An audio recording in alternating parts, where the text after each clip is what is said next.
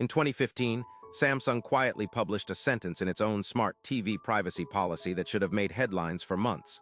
Please be aware that if your spoken words include personal or sensitive information, that information will be among the data captured and transmitted to a third party. No light turned on. No icon appeared. The television just listened and told you so only if you scrolled deep enough to find it.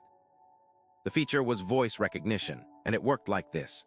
Certain commands were processed on the TV itself, but if you said something the set didn't recognize, it recorded your words and sent the audio to a company called Nuance Communications for processing, the same firm that built the voice engine behind early Siri.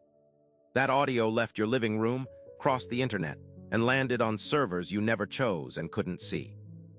Reporters at the time compared it directly to the telescreens in George Orwell's 1984, and Samsung never really denied the comparison, it just adjusted the wording of the policy. Here's the part almost nobody caught. Voice recognition wasn't even the main way these televisions were watching you.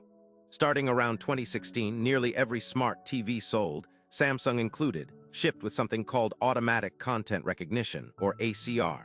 It doesn't need your voice at all.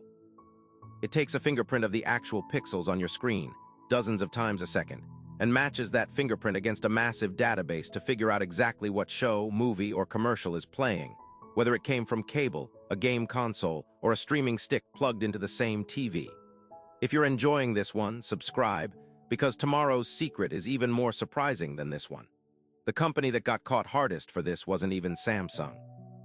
In 2017, the Federal Trade Commission settled with Vizio for $2.2 million after finding the company had installed ACR tracking on 11 million televisions starting in 2014, collecting viewing data down to the second, and selling it to advertisers, all without meaningfully telling owners it was happening. The setting technically existed to turn it off, but it was never named anything close to tracking in the menus. It was buried under vague terms like smart interactivity. Drop a comment below if you've ever actually found that toggle in your own TV's settings, because most owners never do, and firmware updates have been known to quietly switch it back on after a factory reset. That's the real secret hiding inside the television sitting in your living room right now.